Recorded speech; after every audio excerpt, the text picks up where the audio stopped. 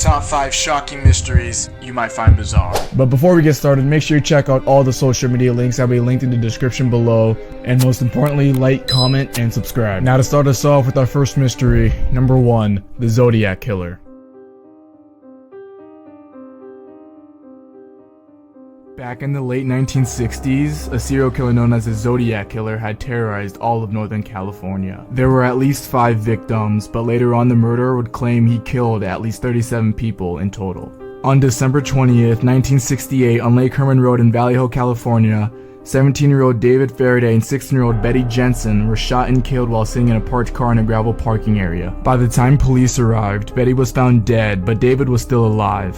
Unfortunately, he would die on the way to the hospital. This was the first murder that the Zodiac Killer conducted and got away with. The serial killer's next crime would happen on July 4th, 1969 in Blue Rock Springs Park, only a few minutes away from the previous crime. The killer approached a parked car with a flashlight and then murdered 22-year-old Darlene Farron and 19-year-old Michael Magoo. Both were still alive when found, but only Magoo would survive. He was able to describe the shooter as a young white male, 26 to 30 years old, a stocky build, 200 pounds or larger, about 5'8" with light brown curly hair and a large face. Within an hour, the police received a phone call from someone who claimed to be the shooter and the shooter in the Lake Herman Road murders. On August 1st, 1969, the San Francisco Chronicle and the San Francisco Examiner all received a handwritten letter from someone who claimed to be the shooter. The letters revealed specific details about the killings to prove that the writer was indeed the murderer. All the letters written were signed with a circle with a cross through it. The symbol would eventually be known as the mark of the Zodiac Killer. Something else that was also included in the letter were 3 different codes that the Zodiac Killer demanded be printed in newspaper or else he would kill again. The Zodiac Killer said that the cracked codes would reveal his identity. On August 4th, 1969, another letter was received that started with the phrase saying, "This is the Zodiac speaking," marking the first time the killer referred to himself as the Zodiac. On August 8th, the code was cracked by a couple in Salinas, California. The codes read, "I like killing because it is so much fun. It is more fun than killing wild game in the forest because man is the most dangerous animal of all to kill. Something gives me the most thrilling experience. It is even better than getting your rocks off with a girl. The best part of it is that when I die, I will reborn in paradise and those who I have killed will become my slaves. I will not give you my name because you will slow down or stop my collecting of slaves for the afterlife." After claiming 3 more lives and causing nationwide terror, the Zodiac Killer wrote his final letter on January 29th, 1974, concluding the letter with the new score, me equals 37 and San Francisco PD equals 0. The true identity of the killer has never been found. Number 2, the body on Somerton Beach. For this case, I did recently discover that they did identify the body back in 2022, which we'll get into that at the end of this story. Back in December of 1948, a body was found on Somerton Beach in Aladi, Australia. The body was a man who was dressed impeccably in a suit with polished shoes and his head was slumped against a wall.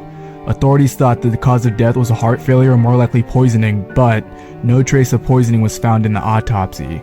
There wasn't a wallet or any type of identification on the man, and all the tags from his clothing were cut out. The fingerprints that the authorities took of him were also undefiable. They even put a photo of the body in the newspaper, and still, no one could identify who the man was.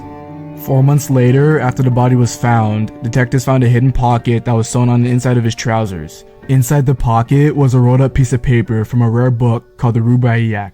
The piece of paper had the words Tamam Shud on it, which means it has ended. After months of looking for the exact book, authorities decided to bury the Somerton man without any sort of identification. 8 months later, a man walked into the police station. He claimed that just after the body was found, he found a copy of the book in the back of his car that was kept parked near the Somerton beach. The man thought nothing of it until he read about the search in the newspaper article. Sure enough, the book had part of the final page that was torn and it matched a piece of paper that was found in the Somerton's man's trousers. Inside the book were a phone number and some sort of strange code. The phone number led the authorities to a woman named Jessica Thompson who lived nearby. During her interview, she was very evasive and even claimed that she was going to faint when she saw the bust of the Somerton man, but denied knowing him. However, she says she did sell a book to a man named Alfred Boxall. Unfortunately, Alfred was still very much alive at the time and still had the copy of the book that Jessica had sold him. The code that was found ended up being even more unhelpful at the time and still had yet to be cracked. Like I said earlier, on July 26th of 2022, the Somerton man was finally identified. University of Allendale professor Derek Abbott concluded that the name was Carl Webb, who was an electric engineer and instrument maker born in 1905. They were able to identify the man by taking genetic DNA from Carl's hair. Number 3. The 1920 bombing at Wall Street. During the lunch rush on Wall Street on a September day in 1920, a nondescript man driving a cart pressed an old horse forward in front of the USSA office across from the J.P. Morgan building. He stopped his cart, got down, and immediately disappeared in the crowd.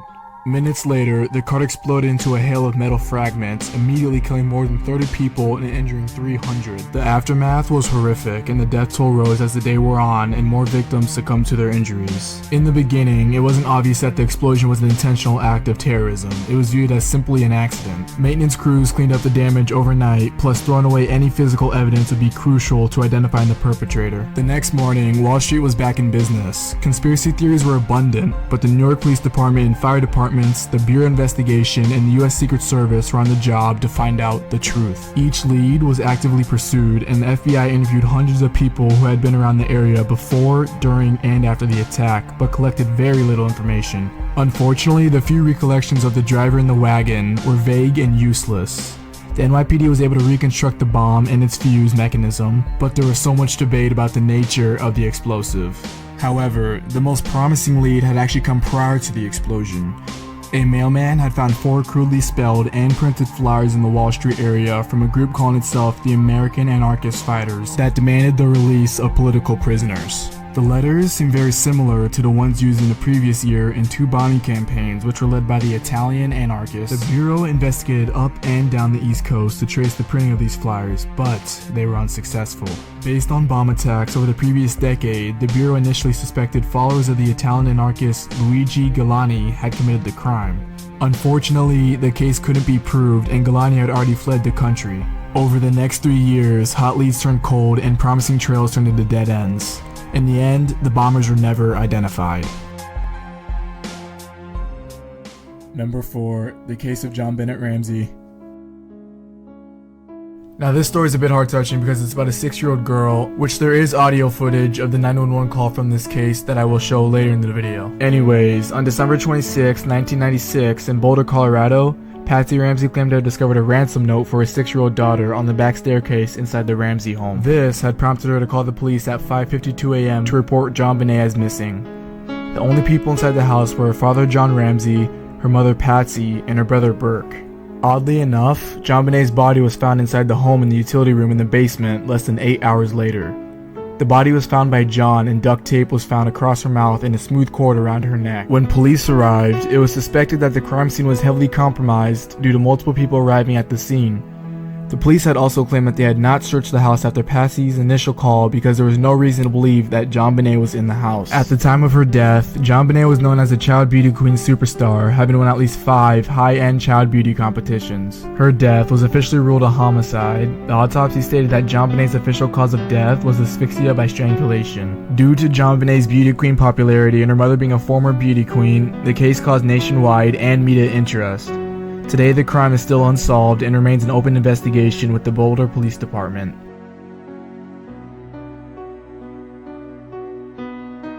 911 emergency. Police. What's going on? By 515th Street. What's going on there, ma'am? We have a kidnapping. Hurry, please. Explain to me what's going on, okay? There's a note left and our daughter's gone. A note was left and your daughter is gone? How old is your daughter? 6 years old. She's gone. 6 years old. How long ago was this? I don't know. I just found the note. And my daughter's gone. Does it say who took her? What? Does it say who took her? I don't know. There's a ransom note here. It's a ransom note? It says SBTC.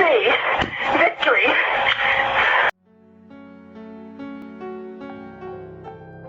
At number 5, the Idaho For murders. On the night of November 13, 2022, Kaylee Gonzalez, Madison Mogan, Xana Kernodle, and Ethan Chapman were all stabbed to death. Ethan Chapman, who is Xana Kernodle's boyfriend, was spending the night at the same residence with the roommates. The murders were believed to be taking place at around 4 a.m.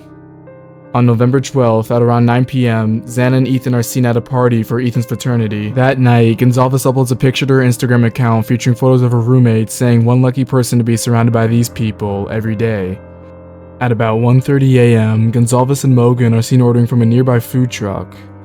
Investigators say Kernodle and Chapman returned to the 3-level house on King Road at about 1:45 a.m., while Gonzalez and Mogan take a car ride home, arriving at about 1:56 a.m. Meanwhile, 2 other housemates who had gone out that night had arrived home before the others at about 1 a.m. Later on, around 11:58 a.m., the police receive a 911 call from one of the housemates about an unconscious person. A surviving roommate was able to describe the person in her home as 5'10" or taller, male, not very muscular but athletically built with bushy eyebrows. The roommate claims that the male figure walked past her as she stood in a frozen shock phase, while the figure kept on walking towards the backsliding glass door. She claims to have locked herself in her room after seeing the mysterious man without him noticing. Nearly 7 weeks after the murders, police arrested prime suspect Brian Kober on December 30th, 2022 in Pennsylvania in connection with the murders. Koberger was charged with 4 counts of murders and 1 count of felony burglary. Police and investigators have found a knife sheath in the residence with Brian Koberger's DNA on it, but has yet to find the actual murder weapon. To this day, we don't know everything and exactly what happened on the night of November 13th, but over the years they have been keeping us updated over the media with shocking new details and evidence. We will not know when they'll know the exact details of what happened that night, but the case remains an open investigation.